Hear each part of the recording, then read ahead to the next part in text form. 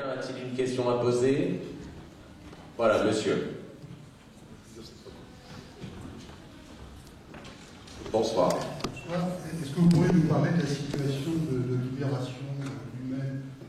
Vous nous avez donné des indications intéressantes et bonnes sur la diffusion.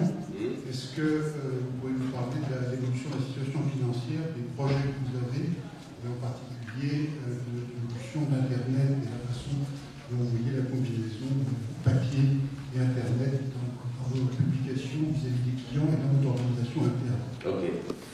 Quelques éléments de réponse. Je ne vous parlerai pas des projets parce que c'est de l'ordre du secret industriel. Donc je répondrai simplement à la première partie de la question et on fera circuler les micros pour d'autres éléments. Libération est une entreprise qui est aujourd'hui à l'équilibre, ce qui est très très important. Et cet équilibre est acquis pour la deuxième année de suite. Une entreprise de presse a beau être une entreprise de presse, c'est-à-dire produire quelque chose de très bizarre qui s'appelle l'information, elle est aussi une entreprise et à ce titre, elle doit être bien gérée pour pouvoir faire son travail. Donc l'entreprise est d'un point de vue économique tout à fait saine et relativement en forme. Je ne vous dis pas que les actionnaires de Libération gagnent de l'argent avec Libération, mais en tout cas, ils n'en perdent pas. Donc, de ce point de vue-là, c'est tout de même très intéressant. Nos ventes augmentent. Nous avons reçu une étoile d'or de l'OJD qui récompensait, en l'occurrence, la plus forte progression de la diffusion, comme on dit dans le jargon, en presse quotidienne. Donc, beaucoup de nos indicateurs sont au vert. Mais si je peux vous donner le fond de ma pensée, c'est encore très difficile aujourd'hui d'avoir un modèle économique extrêmement performant en presse écrite. Le modèle économique précédent, fondé sur la publicité et les ventes massives en kiosque, est un modèle économique qui a volé en éclats, et il n'y a toujours pas, à ce stade, de modèle économique alternatif.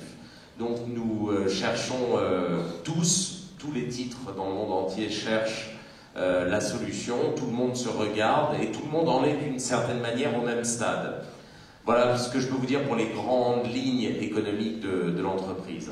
En ce qui concerne Internet, il y a énormément d'internautes qui passent par le site de Libération.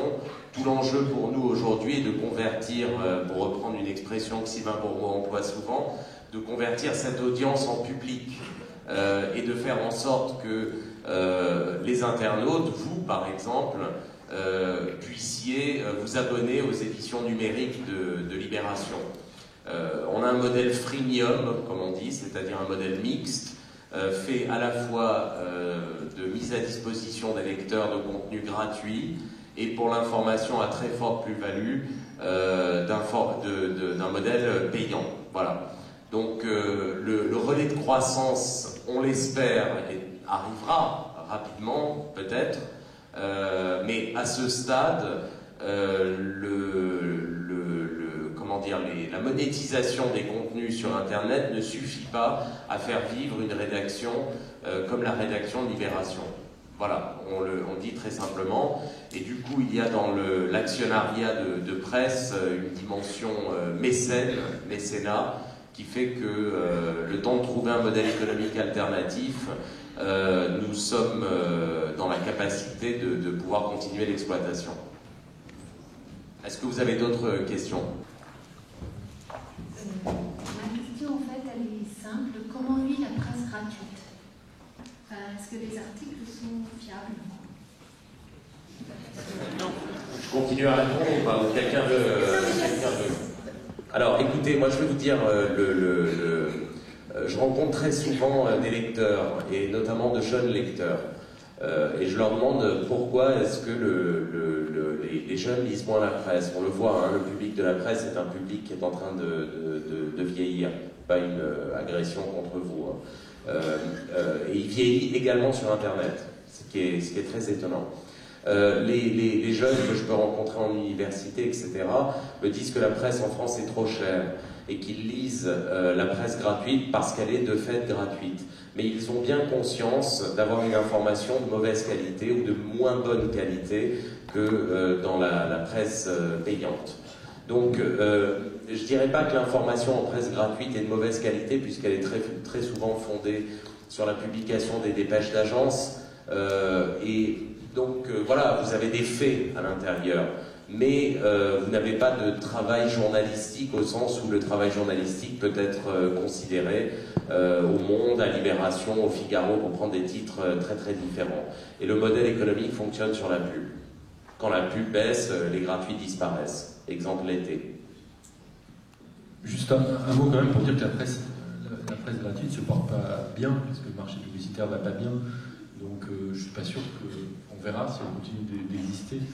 En tous les cas, la presse gratuite a été rendue possible pour des raisons industrielles qui sont liées au fait que des journaux qui possédaient leur imprimerie, pour imprimer leur quotidien tous les jours, avaient besoin de trouver des nouveaux clients. Et donc, on laissait la presse gratuite entrer sur le marché en France. Peut-être certains s'en sont-ils mordus les doigts par la suite. Pour revenir à la question de la dame, parce que une question très importante, je crois, c'est qu'il faut bien voir dans les gratuits, ils travaillent uniquement, c'est ce qu'on appelle le journalisme assis, c'est-à-dire on travaille derrière l'écran ordinateur et on reçoit des dépêches d'agence. Les dépêches d'agence, bon, c'est l'AFP, dans le meilleur des cas, mais l'AFP est une agence française qui est même menacée, hein, parce qu'elle est extrêmement fragile économiquement, ou des dépêches anglo-saxonnes, donc Reuters, par exemple. Le problème, c'est que si petit à petit l'information est détenue par ces agences, vous aurez une vision du monde univoque. Parce que la vision du monde de Reuters, de Bloomberg, etc., c'est pas la vision du monde anglo-saxonne, qui n'est pas notre vision du monde. En l'information, pour aller la chercher, pour la recueillir, ça coûte de l'argent. Envoyer des gens en reportage, avoir des postes de correspondance, ça coûte énormément d'argent.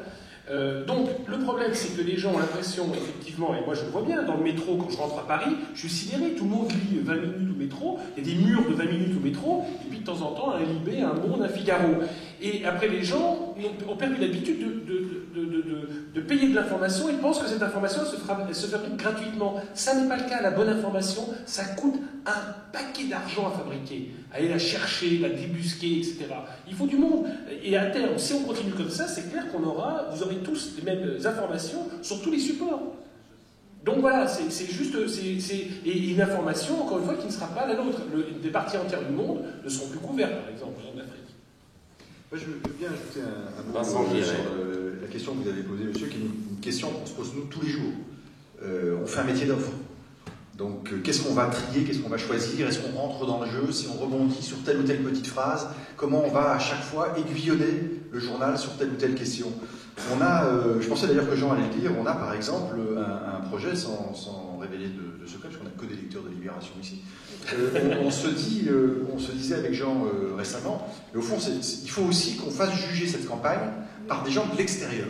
Bon, Jean habite à Bruxelles, il voit l'avantage de Bruxelles, c'est que c'est un poste formidable pour voir des gens d'autres pays. Pour le coup, s'il y a une capitale internationale, c'est bien Bruxelles. Et on se dit, au fond, il y a un sujet absolument majeur qui est mis en queue des sondages quand on interroge les Français. Qu'est-ce qui vous intéresse dans la campagne? On le sait, numéro 1, les questions prioritaires, c'est toujours l'emploi, le social, et on le comprend, ça dit la violence de la crise. Et tout en bas de la colonne, vous avez l'Europe. Bon, ce qui, bien évidemment, est une sorte de drame, tant on sait combien les questions européennes sont totalement déterminantes pour notre avenir aujourd'hui. Une une sur l'Europe, c'est un peu comme une une sur l'écologie, ce que vous disiez Nicolas tout à l'heure, c'est-à-dire que si on met ce sujet-là, on sait que le lendemain, les vents plongent. En même temps... Merci, Quatremer. En même temps... Je ne fais pas vendre. C'est sympa. Bon, je vous laisse. Voilà, et en même temps, on se dit, on doit faire notre boulot aussi. Et on doit trouver le moyen d'interpeller, on sait, donc on disait précisément avec Jean, on sait que dès l'élection du prochain président, il a dans sa ligne de mire un certain nombre de sommets décisifs, et on sait aussi, et là je vais laisser Jean s'exprimer, qu'il y a un certain nombre de choses sur l'Europe, des choses qui sont engagées, qui sont discutées, plus que discutées, qui sont déjà dans la mécanique européenne, qui sont tues, qui ne sont pas débattues aujourd'hui, ou très peu, ou à la marge, et qu'il y a des stratégies d'évitement permanent par les candidats. Et honnêtement, ça concerne tous les candidats. Aujourd'hui, par exemple, la une du Économiste, hein, quand même un journal de qualité qui tire à plus d'1 million, $1,5 million. 1,5 million d'exemplaires, hein, exigeant, il fait sa une sur l'Europe, justement, sur la France et l'Europe. Ça s'appelle le déni.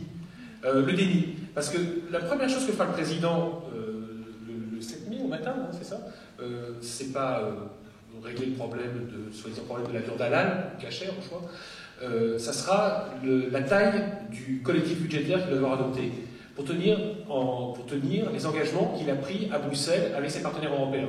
C'est-à-dire que toute la politique économique et sociale à venir, elle se jouera dans le cadre européen. Point, barre. Et il va y avoir, dans les années à venir, il faut juste en avoir conscience, des partages massifs de souveraineté à Bruxelles. Est-ce qu'il en est question dans cette campagne? Absolument pas. Et c'est vrai que les gens, moi je vois bien, moi qui fais ce blog, les gens disent mais c'est incroyable, la presse, vous n'informez pas des vrais enjeux, etc., etc. Donc ils vont chercher sur Internet. Mais c'est vrai que quand on fait des unes, je le reconnais, dans le papier, ça ne se vend pas. Non mais il faudrait quand même préciser, Jean, que Sylvain Bourbeau. La une de Libération ce matin, c'est le même sujet que l'Économiste. Elle est peut-être moins construite graphiquement, parce que la ligne des économistes est assez forte. C'est le fameux tableau de Déjeuner sur l'herbe. Ils ont enchaîné des unes. François Hollande et Nicolas Sarkozy, tout en couleur comme sur le tableau, avec un arrière-plan de la crise. Et l'accroche, c'est effectivement le déni de la crise. Et c'est précisément le sujet de l'événement ce matin dans Libération, c'est-à-dire la crise a disparu de la campagne, alors que l'arrière-plan est bien celui-là. Donc c'est vrai que le choix des sujets, enfin, on prend en considération le fait que tel ou tel sujet est susceptible de moins marcher que tel ou tel autre, mais quand même la plupart du temps, quand on fait des arbitrages, je dirais qu'on les fait à la faveur de l'importance du sujet, et vous pouvez reprendre, on a quand même fait un certain nombre d'événements sur l'Europe durant cette année 2011, parce que la crise européenne a été majeure, et qui ont marché Ils sont vendus, oui. Ah, tu vois alors. Ah bah donc, mon augmentation. Quand même, non, il fait ça parce qu'il sait très bien que je suis dans Jean, retourne dans la salle. Mon ami qui est à côté me souffle. Est-ce que tu vas poser une question sur la place des hommes et la parité au sein de l'équipe de Libération? Mais vous avez déjà la réponse. On a déjà la réponse devant nous. Non, ma question... C'est pas vrai en plus. Hein. Non, c'est pas vrai, évidemment. Mais Nathalie Rollin Non, Nathalie. Alors peut-être que Nathalie pourra répondre, puis peut-être que vous pourrez mettre son nom ici sur les noms qui sont marqués. Je me pose la question de savoir comment un journal d'opinion, comme c'est le cas aujourd'hui du Figaro, qui dit entre guillemets presque officiellement que en gros il vend, il donne à ses lecteurs ce qu'ils ont envie d'entendre. Voilà. Et je me disais, est-ce qu'un journal, par exemple de gauche, je pense par exemple le vôtre, est-ce que si jamais, ce qu'on peut souhaiter, François Hollande devient président de la République, est-ce que vous pourrez exercer votre regard critique au risque d'une démocratie volatile et d'opinion, c'est-à-dire est-ce que vous pouvez légitimement exercer votre contre-pouvoir, même si, entre guillemets, le politique est plutôt de votre sensibilité, quand, entre guillemets, en face, vous avez un journal comme le Figaro, encore je répète, parce que vraiment je trouve assez lamentable l'état de ce journal, et honnêtement, entre le Figaro gratuit et Métro gratuit, moi je préfère Métro.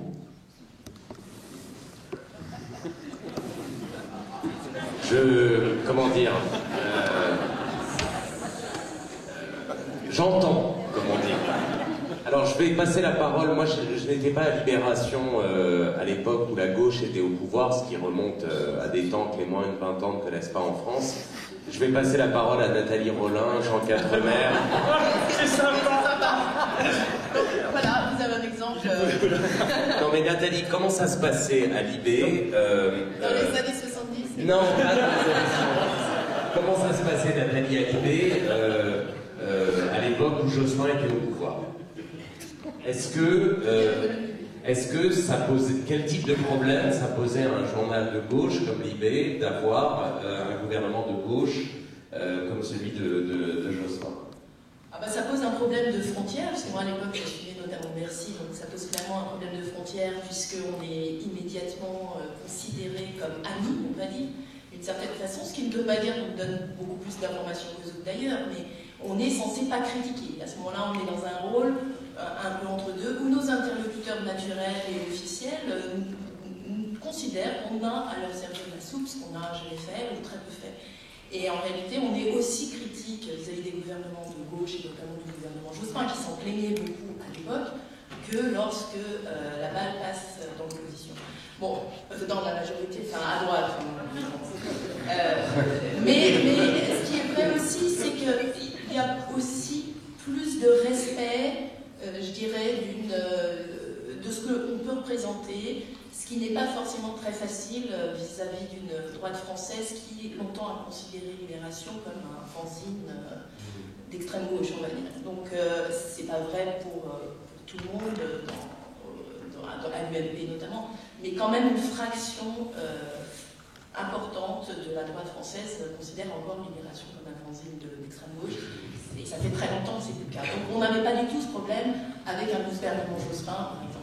Vous savez, comme avait dit Jack Lang à l'époque, le jour succède à la nuit. Hein, donc on était dans une ambiance suppléante, tout est possible, c'est la révolution. Il fallait voir, c'était assez extraordinaire les années 80-82, puis 83 le retour du réel, 84 paf là-bas, et la rigueur, et on a commencé à serrer les boulons partout.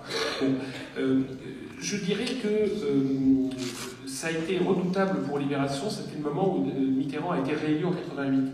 Parce que de fait, on avait titré, je me souviens très bien de cette une, c'était l'artiste, chapeau l'artiste. Et c'était une qui était très belle, mais en même temps, on apparaissait clairement comme étant presque le journal du pouvoir, proche du pouvoir. Et c'était aussi une période qui était où l'opposition entre la droite et la gauche était d'une violence extrême. On a totalement oublié. D'ailleurs, c'est pour ça, en grande partie, qui explique aussi qu'on ait dissimulé la seconde famille de Mitterrand, qu'on ait dissimulé sa maladie, etc., etc. Parce que ça venait de la droite, les rumeurs venaient de la droite, de l'extrême droite. Et on était en plein combat. Et donc, tout ce qui venait de droite, c'était déstabilisant. Le Monde, Jean-Marie Colombani, qui suivait Mitterrand à l'époque, m'a raconté, il dit, tu te rends pas compte, à cette époque-là, on ne pouvait rien dire qui risquait de déstabiliser le pouvoir, parce que c'était vraiment le bien contre le mal. Et donc, les journaux étaient vraiment unbalanced, au vrai sens du mot. Il est vrai que là, maintenant, pour Libération, enfin, si jamais la gauche est élue, ça va poser un redoutable défi au journal. Récemment, là, j'étais au Point, rencontrer des amis, et j'ai donc rencontré Franz-Olivier Gisbert qui dit « Ah ben nous, on attend avec impatience l'élection de François Hollande, mais alors pour vous, l'IME, ça va être la merde. Hein. Là, je vous plains, ça va être un moment douloureux, là, les 5 ans à venir. » Tu vois, et là, il y a un moment, la gestion du passage de la gauche au pouvoir, parce que de fait, on est plutôt favorable à la gauche, nos luttes sont favorables à la gauche, ça va être un moment, un défi énorme, donc commercialement. Je crois qu'il ne faut jamais perdre de vue qu'on est journaliste, qu'on fait un journal, qu'on ne fait pas de la politique, sauf à avoir de la politique une définition extraordinairement large, mais ça c'est la première chose. Par ailleurs, si on considère, et c'est plutôt mon cas, que l'une des manières de définir la gauche, c'est un certain rapport à la critique, au sens critique, alors j'ai la faiblesse de penser qu'il y a une forme d'asymétrie entre la gauche et la droite et qu'il est plus facile pour Libération d'être un journal alors que la gauche est au pouvoir que pour le Figaro lorsque c'est Nicolas Sarkozy. Et pour votre information, les ventes du Figaro s'effondrent. Hein. Évidemment, oui, bien sûr. Oui, bien sûr. Et on peut considérer que c'est déjà presque, dans ce sens-là, vous avez raison de faire la comparaison avec 20 minutes, un journal gratuit vu les quantités de papier qui sont donnés gratuitement. Il y a ce qu'on appelle, on ne va pas rentrer dans la technique, les ventes tiers, qui sont... quand vous prenez l'avion et que vous avez des journaux gratuits, par exemple. Le Figaro a une politique de vente tiers extrêmement forte.